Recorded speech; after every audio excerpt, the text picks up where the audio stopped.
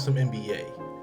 And I personally think that the Memphis Grizzlies are having a season that is going to be one of their most important and impactful seasons in this team's franchise history. And I know that may be a kind of a weird thing to say, given that they are currently 20-36, when probably a lot of people thought that their record would be flipped and be 36-20 instead. But I think a lot will be gained from this year that will make this team so much better in the future and also just immediately next year. Now, a big reason as to why this team is 20-36 is because of injuries. I mean, the Memphis Grizzlies are one of those teams that have started 19 different players have started games for them. 26 players total have played NBA minutes for them. That is crazy. It is hard to be successful with that many different people playing minutes for you on a nightly basis or just day to day. And also, they are missing a lot of their core. I mean, John Morant currently isn't playing. Desmond Bane isn't playing. Marcus Smart, Brandon Clark, and Jaren Jackson has missed games. So it makes sense as to why this team's record is so poorly and why they start off the season kind of bad. I mean, I remember them going like 0-11 or 0-12 to start the year. Or I remember it just took them a while to win their first game. And that was partially because John Morant was out. And I think you could kind of tell this team was trying to figure out how to play together. And also they were missing Brandon Clark, who was a very important piece for them. Now, the reason I think this is a blessing in disguise is because this Memphis Grizzlies team is finding a lot of gems. And they have found two main gems over the course of this season that I think are players that's going to impact this team for years to come. The first one I'm going to talk about is Vince Williams Jr., who is a dude that I did not know existed before this season. I mean, I kind of did, given I play 2K a lot, so I know a lot of obscure NBA players at the end of rosters because I love making trades. And a lot of times I just have to fill out my roster of random people. And there were a few times that I've seen Vince Williams Jr.'s names, but I just didn't know who that dude was, and I didn't really care for him. Well, now he's making me care, given that this year he's averaging 10 points, 5 rebounds, and 3 assists, while shooting 44% from the field, 36 from 3, another 81 from the line. So far this year, he has 3 double-doubles, has started in 25 games, and has some pretty big games for this team. I mean, he had a game against the Golden State Warriors where they won, where he had 24-7. He had another game against the Miami Heat where he had 25, 5, and 4 in a win. He has been a player that's came out of nowhere for them, and no one would have expected him to have this type of year. And honestly, he wouldn't have had this type of year if not for these injuries. And also, he is one of the players that can fill a need this team has. Ever since they lost Dillon Brooks, they've kind of had a hole at that wing position. I mean, I know a lot of people wanted their starting lineup coming into the season to be John Morant, Marcus Smart, and Desmond Bane, but for me, that is way too small. And I thought Marcus Smart would be a lot better suited coming off the bench, and they will have to go out there and find themselves that true wing. And while Vince Williams Jr. may not be the future starting wing for this team, he is a wing that they can have off their bench that can give them good production. And now he has seen real NBA minutes. He's going to know what to do when they call upon his name maybe next year in some key big moments.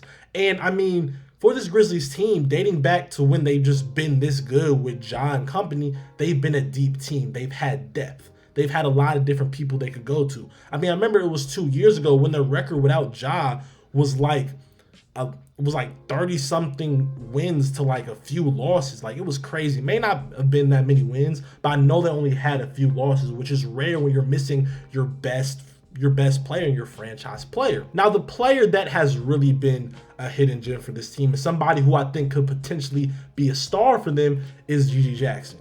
And before I even get into the GG Jackson thing, I just want to say I was right. Before the season, after the draft, I gave a list of my favorite picks of the draft, and I said GG Jackson was one of my favorite picks. My next favorite pick is GG Jackson to the Memphis Grizzlies. GG Jackson was possibly one of the biggest question marks and unknowns about this in this entire draft process, mainly because he is the youngest player in this draft. The reason why I like Memphis getting him is Memphis does a great job at developing young talent, and GG Jackson is extremely talented because I loved his upside and loved how young he is and loved the fact that he was going to a team like the Memphis Grizzlies that does a great and phenomenal job with developing and finding hidden gems, finding players that can contribute in the second round, in an undrafted free agent at the end of the first round.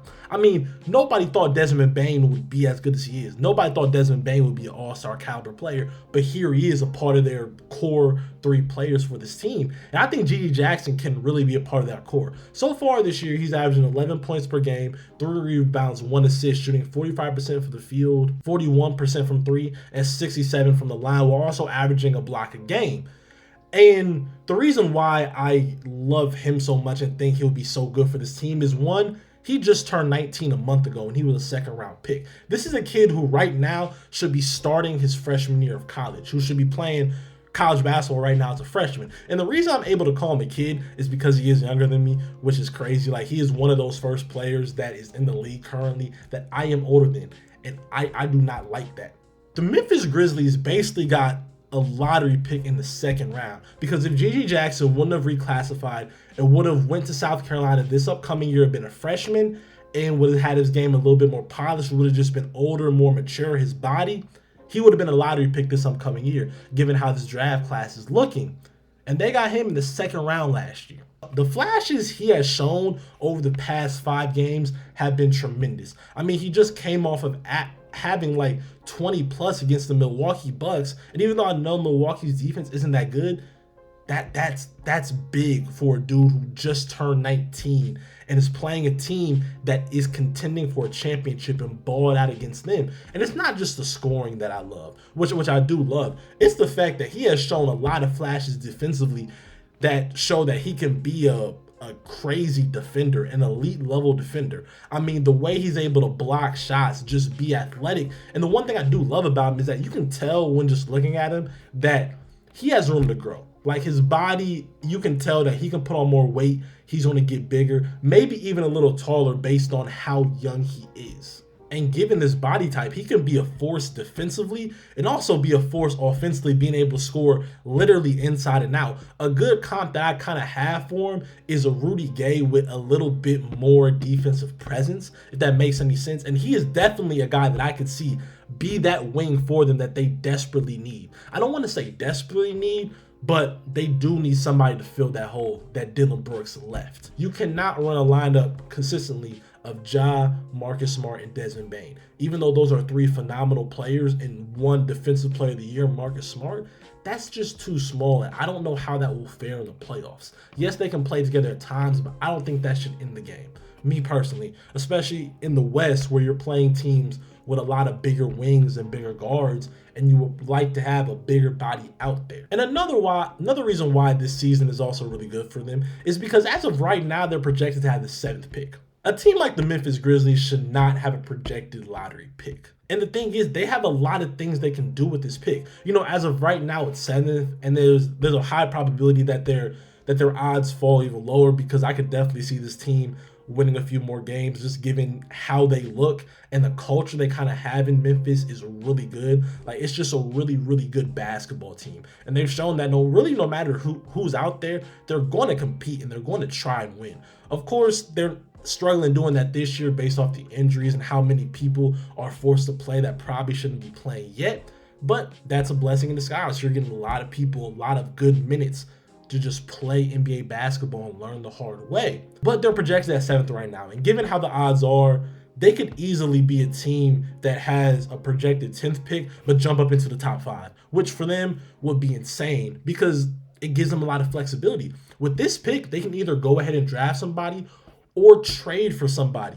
And of course, I don't really know right now who's going to be on the market in the offseason, but I guarantee you there's going to be a few wings available. There could be a Jeremy Grant available. Mikal Bridges could come available again. They could go out there and get themselves a plethora of players with that pick. There's a lot they can do. And for a team that is building and has championship aspirations, this year is a huge blessing in disguise. And of course, if they sit there and keep that pick, I wouldn't mind that either. I remember a few years ago when the Warriors had those 2 picks and everybody just wanted them to trade them, and I did too, because I firmly believe you can't prep for the future and win now. Of course, they proved me wrong, but it's showing right now that it's catching up to them, given the fact that they just don't look as good as they should, and their young players haven't got a lot of run, and their old guys are starting to look old. Klay Thompson. But There's a lot of players in this draft that I think can help you win now. When you hear people start talk about this draft, they always talk about it as weak, and that's kind of just because they don't see a Scoop, they don't see a Brandon Miller, they don't see a Vic. And when people don't see people who have star potential or just naturally have that star potential, they just dismiss the draft class. But there's a lot of players that I see that could be very, very high quality role players and can help a winning team win. Of course, if you're a team like Charlotte, this is not the type of draft class you want because you're trying to get a cornerstone, a piece, a star. But for a team like the Memphis Grizzlies, who are looking like they're going to have a high lottery pick or a lottery pick in general, this is a great draft for them. They can go out there and get somebody like Kevin McCullough out of Kansas. They can go out there and get somebody like Ryan Dunn out of Virginia, Dalton Ketchen out of Tennessee. I can never say his name right, but that white boy is cold. Or even like a Ron Holland, who plays for G League Ignite right now, or Montez Buzelis. I said that man's name right. I'm proud of myself. But there's a lot they can do.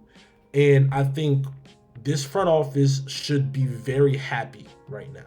And I know it's a weird thing to say because, yes, your best players are injured and you're losing games, but it's very rare you're put in this position when you're a team as good as the Memphis Grizzlies are.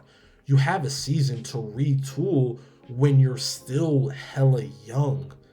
Like, you're still really young. Your core players really haven't hit their prime yet. Ja hasn't hit his prime. Jaren Jackson hasn't hit his prime.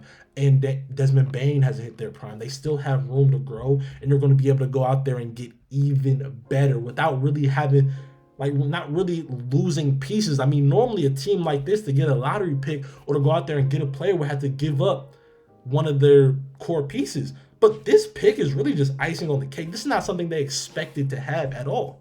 So next year and for years to come, depending on how this season ends and what they do this offseason, could be even more scary than they already are. Because the Memphis Grizzlies, as constructed as they are a really scary team because they've shown us what type of caliber team they are when healthy.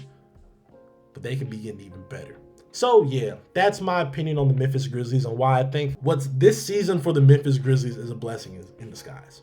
So please remember to like, comment, subscribe, and let me know down in the comments below, what do you think about Memphis? What should they do? What are your opinions on guys like G.G. Jackson and Vince Williams Jr.? And remember to tell a friend to tell a friend. I love y'all. I'm going to be more consistent now, I promise. Bye.